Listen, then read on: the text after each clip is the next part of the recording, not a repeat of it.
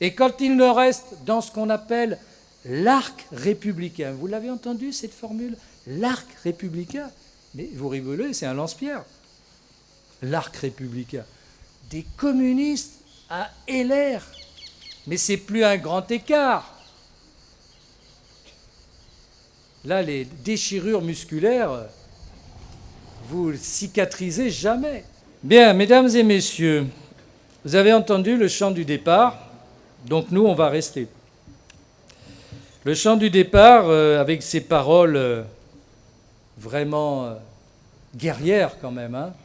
Pour elle, un Français doit mourir. Bon, bah, dites donc, si on interrogeait, si on faisait un sondage dans la rue, ça va pas, non, sûrement pas, je me barre, je fous le camp. Hein, sauf que parfois tu peux pas, quoi. Donc tu es obligé de rester, hein, et tu es obligé de faire ce qu'on appelle ton devoir. Alors j'ai toujours l'habitude de faire une référence historique. On aime bien les références historiques dans ce pays, sauf quand ça dérange. Et notamment ce qui dérange, c'est que c'est le 230e anniversaire de 1794. Mais comme personne ne sait ce qui s'est passé en 1794, donc on n'en parlera pas. Dommage, parce que 1794, c'est la fin de la révolution révolutionnaire et de la terreur. On l'a un peu oublié, la révolution, on en garde le meilleur, mais elle a été aussi le pire. Le nombre de victimes innocentes, le nombre de gens qui ont été massacrés, tout ça pour une idée, au nom d'une idée. Bon, 40 000 victimes globales, 17 000 en 1994 avec la terreur, 400 000 en Vendée. Génocide, pas génocide. Populicide, pas populicide. Bon, enfin, ça fait toujours des morts quand même, hein, peu importe les noms. Donc la Révolution, c'est aussi ça. Et un nom qui est Maximilien de Robespierre, qui est arrêté et exécuté le 27 juillet, 28 juillet 1794. Voilà, c'est juste pour mémoire, hein, parce que certains aujourd'hui en France se réclament de Maximilien de Robespierre. Donc je vous invite à aller regarder l'histoire de Maximilien de Robespierre, juste pour voir, tiens, si ceux qui se réclament de Maximilien de Robespierre, finalement, ils sont bien fréquentables. Parce que se réclamer d'Adolf Hitler, de Joseph Staline, aujourd'hui, c'est un peu difficile, parce qu'ils sont connus. Mais Maximilien de Robespierre, on n'en sait pas grand-chose, ou ce qu'on veut bien retenir. Ce que l'on sait, c'est cette période 1793-1794 qui a été la plus dramatique de notre histoire, avec effectivement la terreur et les exécutions avec des jugements sans défense. C'est vraiment la pratique la plus extrême. Donc il n'est pas anormal de le rappeler quand même lorsque l'on veut parler de la République. La République a accouché dans la douleur, dans les sacrifices. Et donc se contenter simplement d'exalter ce qui nous rassemble aujourd'hui, c'est bien, mais il faut quand même avoir toujours une perspective. Bon, la référence au passé est une chose, ce qui nous importe aujourd'hui, nous, c'est 2024. Et force est de dire que tout va pour le mieux dans le meilleur des mondes. D'abord, on est tranquille, on n'a pas de gouvernement. Comme ça, on n'a pas de critiques à faire, puisqu'ils servent à rien. Alors on le savait déjà avant, mais maintenant c'est officiel. Et donc on chemine sur le chemin du royaume de Belgique qui est resté près d'un an sans gouvernement. Et puis la Belgique a continué à jouer au football, à manger des frites, à faire plein de choses, quoi. Voilà. Donc nous découvrons, nous, la génération 5e République, nous découvrons les délices et les poisons de la 4e République sans qu'on nous ait demandé notre avis. C'est-à-dire, pas de gouvernement.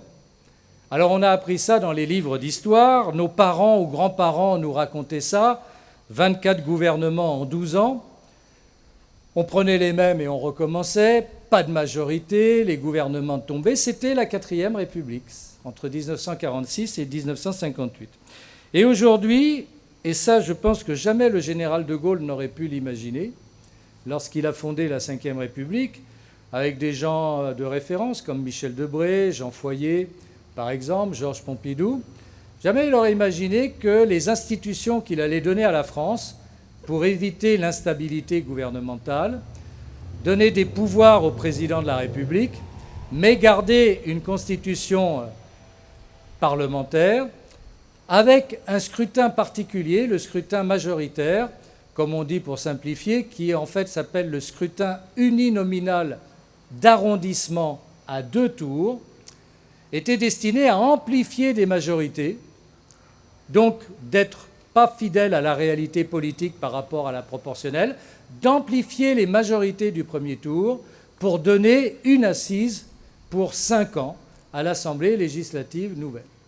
Alors le peuple, qui est toujours un peu coquin, avait déjà contourné l'obstacle de cette majorité absolue avec François Mitterrand lors de sa réélection de 1988, en ne lui donnant qu'une majorité relative. Mais le président Mitterrand avait trouvé un allié avec quelques déçus du giscardisme ou quelques alliés du giscardisme qui étaient venus compléter sa majorité. Michel Rocard, Premier ministre, avait pratiqué 50 fois l'article 49.3 qui lui permettait de gouverner sans majorité, du moment qu'il n'y avait pas une majorité organisée contre lui. Et puis, Emmanuel Macron a récidivé, malgré lui, en 2022, puisque, réélu, il n'a pas obtenu la majorité absolue sous ses couleurs. Et donc, il a dû trouver des majorités de circonstances, mais de manière très difficile. Et ces premiers ministres ont été contraints, bien sûr, d'utiliser le 49.3 que les ignorants de notre époque ont découvert. Personne n'avait jamais entendu parler du 49.3 avant 2022. Pourtant, il était dans la Constitution, il a été appliqué tout au long des années de la Ve République. Forcément appliqué quand on est en majorité relative et forcément beaucoup moins appliqué quand on est en majorité absolue. Mais ça, on s'est bien gardé de l'expliquer aux Français qui ont eu le sentiment qu'on passait en force, qu'on passait contre leur avis en utilisant cet outil législatif parfaitement réglementaire. Le président de la République a cru devoir tirer profit des élections européennes pour décider que ça aurait un impact sur la vie politique française. C'est assez étonnant parce que ça ne s'est jamais fait depuis la première élection européenne au suffrage universel, c'est-à-dire depuis 1979.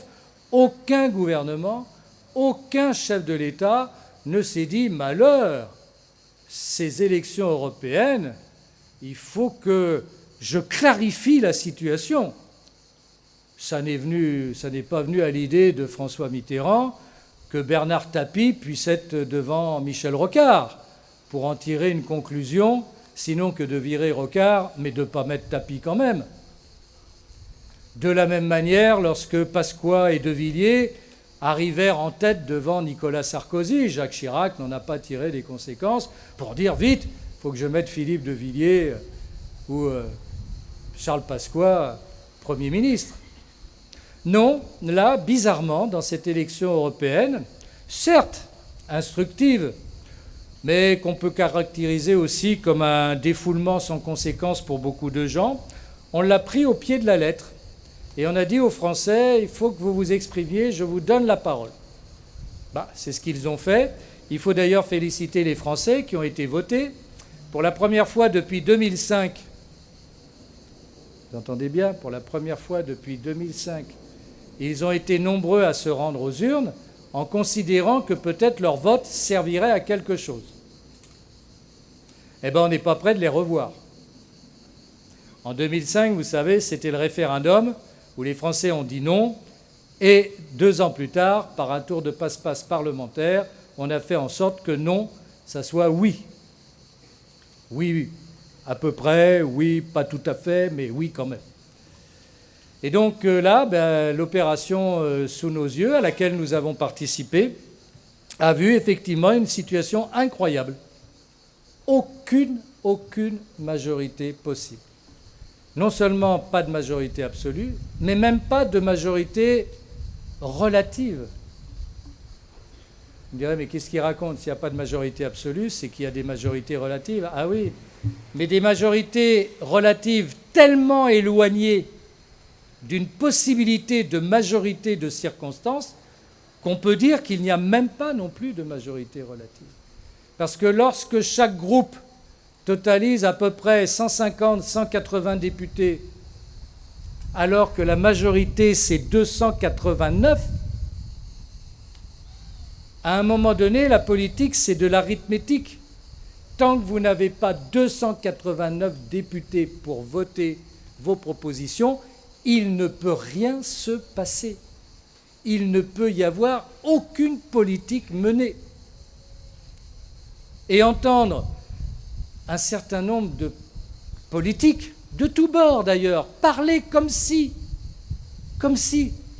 Alors les uns pensent que c'est parce qu'ils se seront mis d'accord sur un nom qu'ils pourront gouverner. Mais non, bien sûr que non. C'est surtout la politique à mener qui donnera une majorité, ce n'est pas le nom. Alors si déjà d'un côté on n'est pas arrivé à trouver un nom au bout d'une semaine pour se mettre d'accord, qu'est-ce que ça va être pour le reste?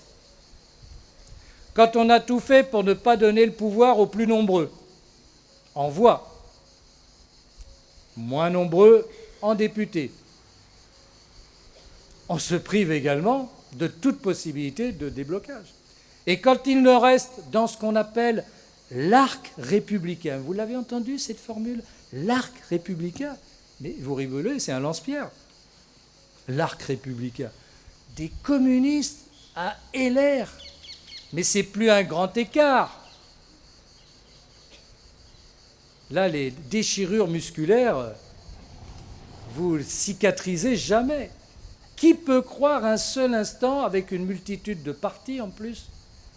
On nous annonce 20 groupes politiques à l'Assemblée nationale. 20 groupes.